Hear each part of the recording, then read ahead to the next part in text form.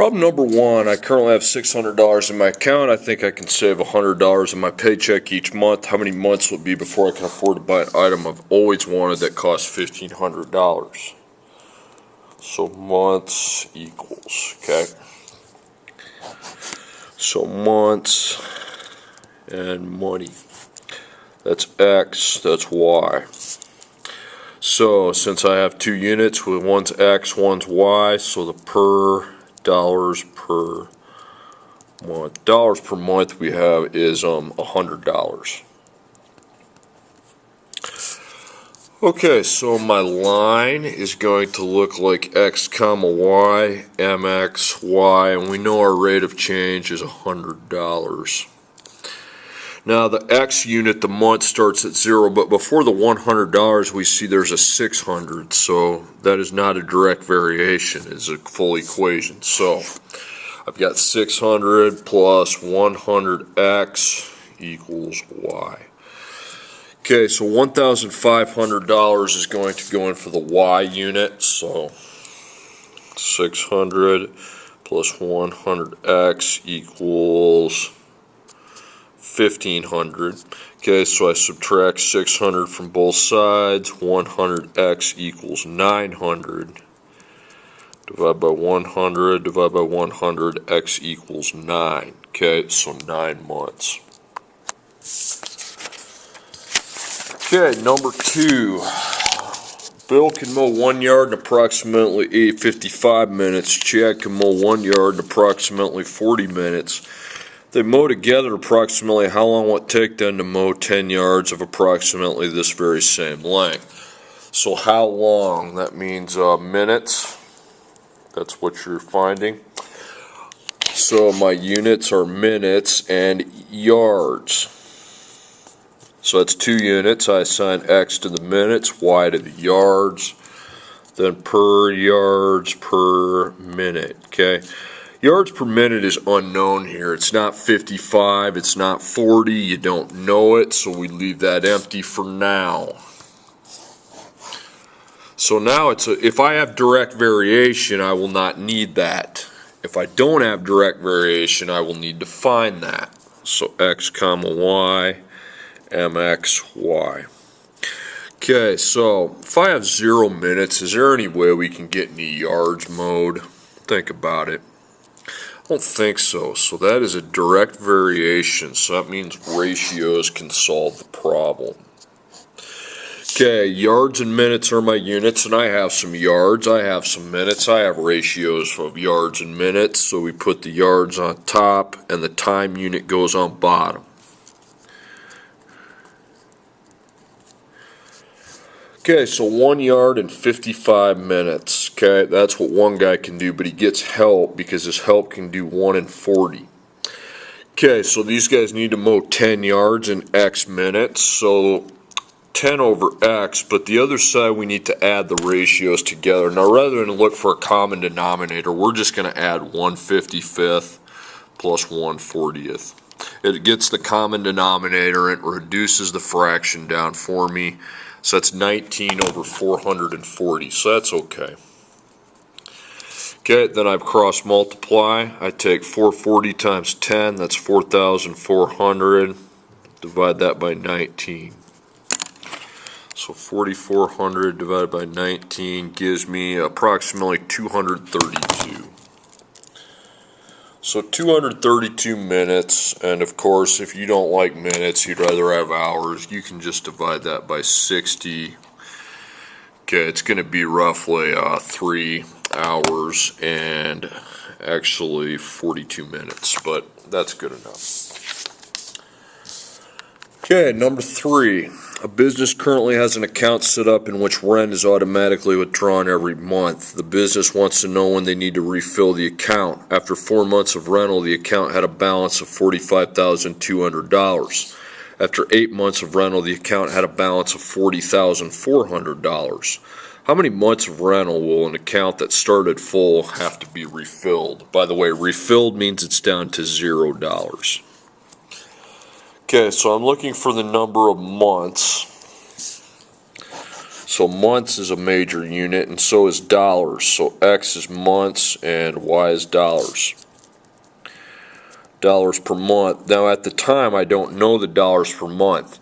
If we don't have direct variation, I will need to come back and find it. But if I do have direct variation, I can just disregard that.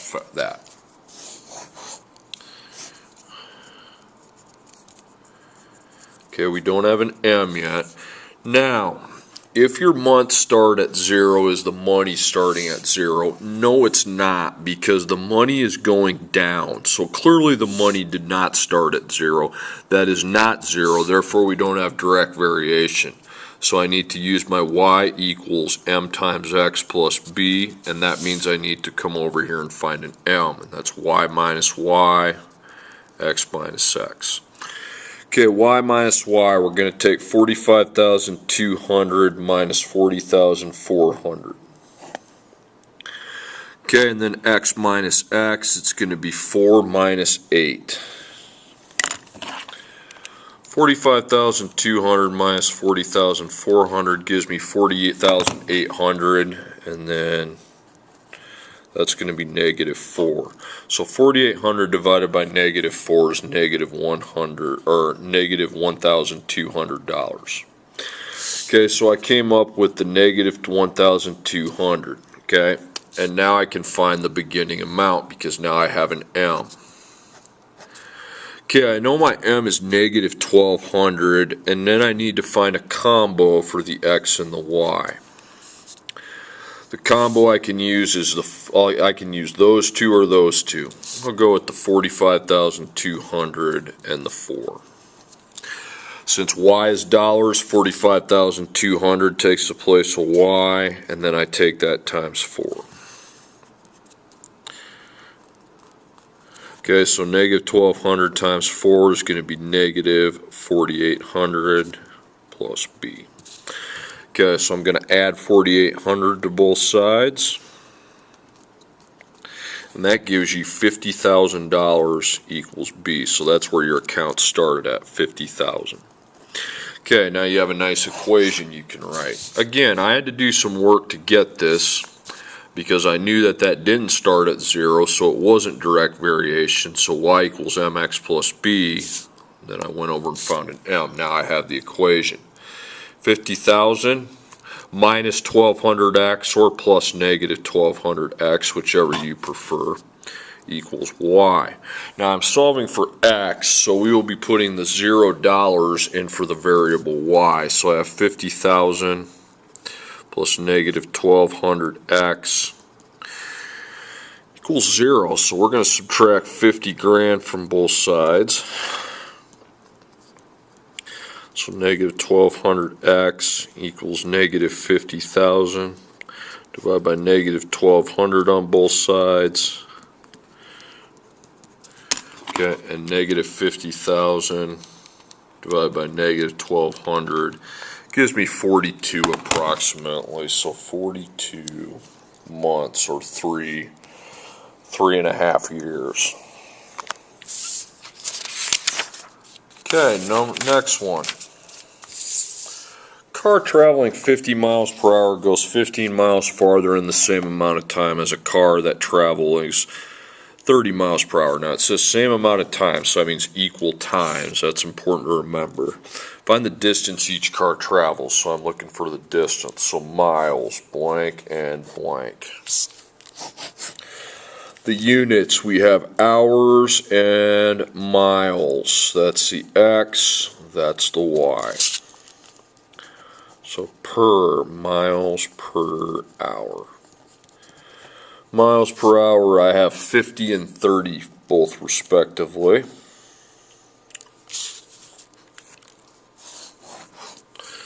So we got those two, so we're going to make two lines.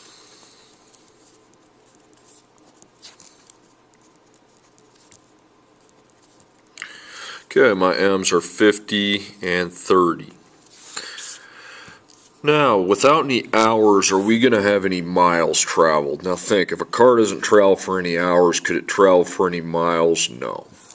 They're both 0. That's a direct variation, so therefore we are going to use proportions.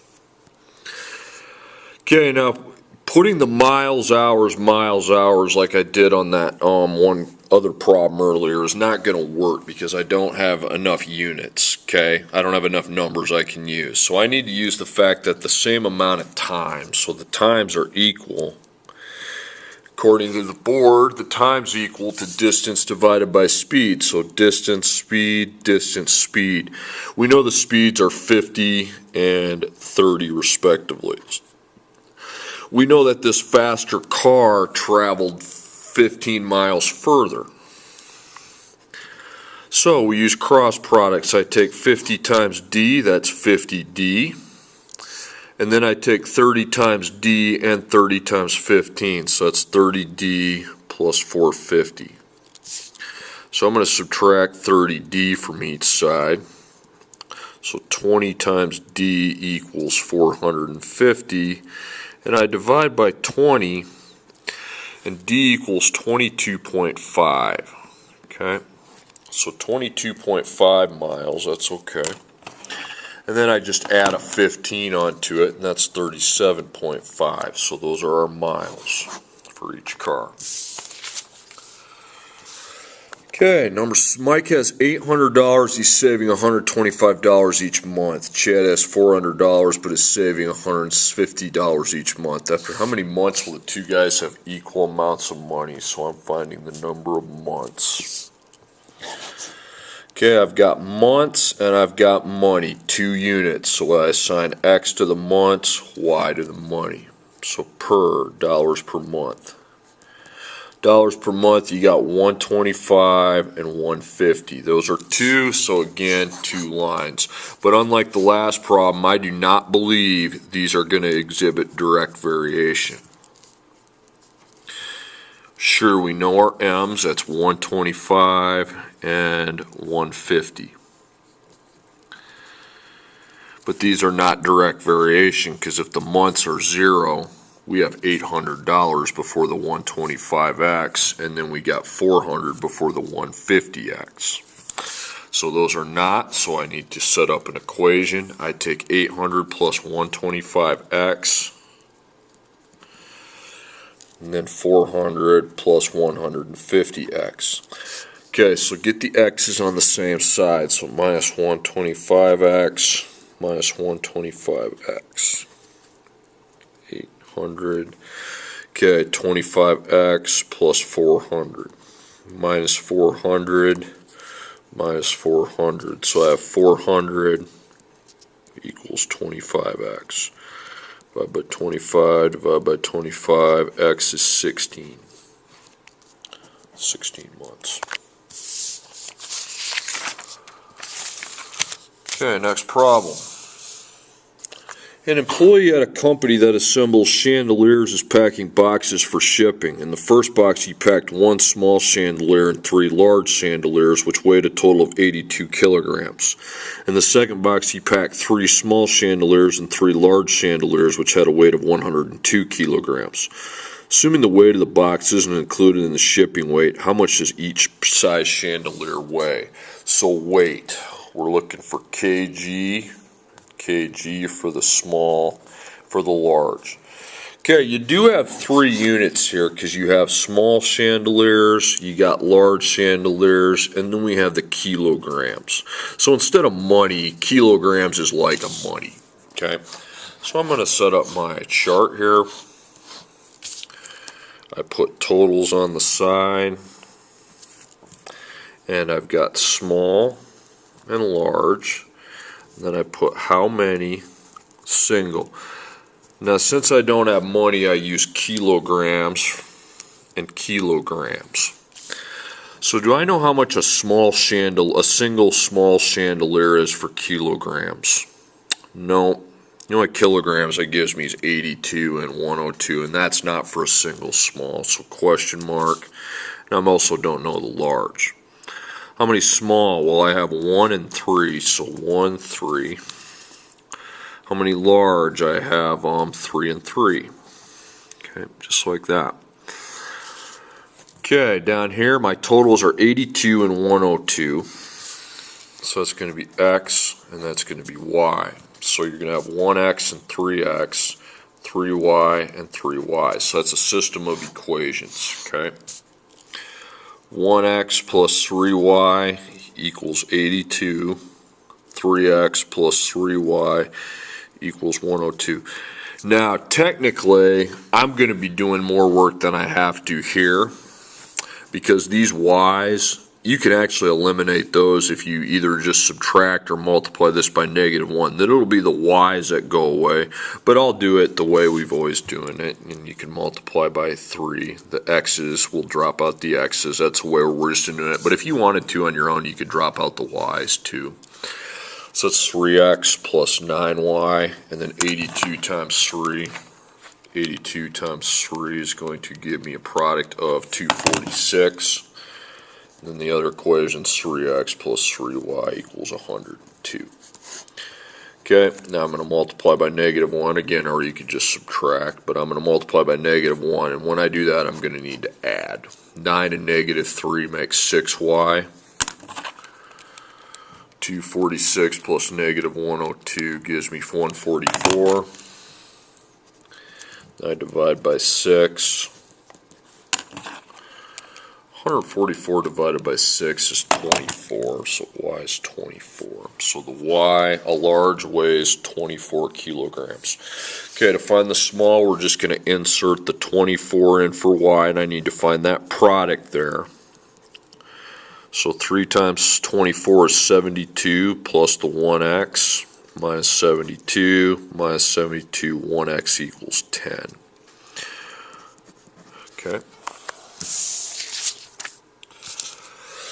Number 8, second to last. Sarah works as a carpenter and as a blacksmith. She earns $5 more per hour as a carpenter than as a blacksmith. Last week, Sarah worked 30 hours as a carpenter, 20 hours as a blacksmith. She made $1,150. How many hours did she work at each job? So there's two answers that are hours. We want to know the hours she worked as a carpenter and the hours that were worked as the blacksmith. Okay, so right there, those are 2 units. You got the hours as a carpenter and the hours as a blacksmith. And then we have money. Again, 3 units means I'm going to make my table. Okay, so the totals. How many? Single. Okay, so we have the hours we worked as a carpenter, hours carp, and hours as BS, blacksmith. Okay, so money single, money total. Okay, the dollars for single hour as a carpenter, I don't know that. Okay, we know the $5 per hour more, but that doesn't mean you know it. So that's a question mark, and that's a question mark. Okay, then the hours they work as a carpenter, well, we have 30. And then we have 20. Okay, then the total, 1,150. Okay, now with that $5 per hour more, the carpenter's more, so I put a plus 5 there, and we're going to call that x plus 5, and the blacksmith's just x. So I take 30 times x and 30 times 5 and 20 times x. So it's going to be 30x plus 150, and that's going to be 20x. You only need one equation here. 30x plus 150 plus 20x equals 1,150. So you add the x's. Minus 150, minus 150. 50x is going to equal 1,000. Then if I divide by 50, x ends up being equal to 20. Okay, so the dollars per hour for the blacksmith is $20. And then we'll just add a 5 onto that, and that's $25.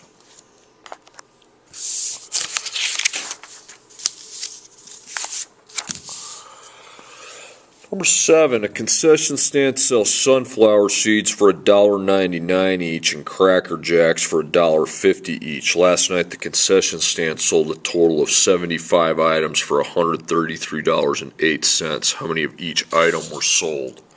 So I'm trying to find the sunflower seeds. And by the way, I asked how many of each item. So I'm not finding the cost, I'm finding how many units there are. Cracker Jacks. So those two things. So we got the sunflower seeds, the Cracker Jacks, and the money. That's 3 units, so we're going here. Total. How many? Single. Okay, so we got the sunflower and the Cracker Jacks. And money and money. Now we're back to good old money. Cost for a single unit of sunflower seeds is $1.99. The cost for a single unit of Cracker Jacks is $1.50. How many units of sunflower seeds do we actually have? I really don't know. Cracker Jacks, I really don't know. Okay, the total is 133.08. And then there's the matter of this 75 items. So it's not dollars, so we don't put it anywhere there. It's got to be in the top row, and it's 75 total. Okay, so that's going to be X, that's going to be Y. It's going to be $1.99 X. That's going to be $1.50 Y. Okay, so it's another system. So we have X plus Y equals 75. Then $1.99 X plus $1.50 Y equals $133.08. We're going to multiply the tops by $1.99 and the bottoms by 1. So you're going to get $1.99 X plus $1.99 Y. 75 times $1.99 gives me $149.25. And the bottom, 199X plus $1.50 Y equals $133.08. Okay, so I'm going to add these together, multiply by -1, and then all these turn into negatives. So again, I put together $1.99 and -150. That's going to be 0.49Y. Then I put together the 149.25 and -133.08, and that's 16.17. Now divide both sides by your 0.49. 16.17 divided by 0.49. 33. So the number of Cracker Jacks are 33. So I'm going to put a 33 in for Y. So I have X plus 33 equals 75. So I take 33 away from both sides, and X equals 42. Okay, that's really all I have to say today. Hopefully it's been informative.